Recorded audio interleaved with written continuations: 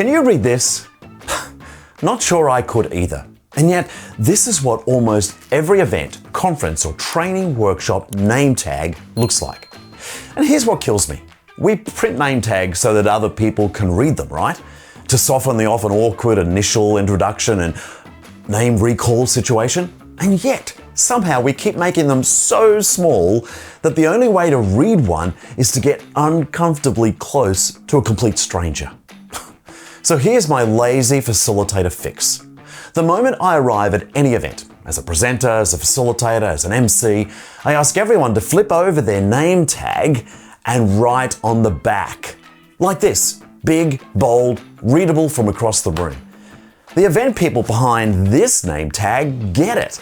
Suddenly, names are visible at a distance, and when the tag flips around, which it always does, problem solved. One pen, 10 seconds, completely fixes it. Now, if you found this truly simple idea useful, go ahead, like the video and subscribe. I share lazy facilitation tips just like this every single week.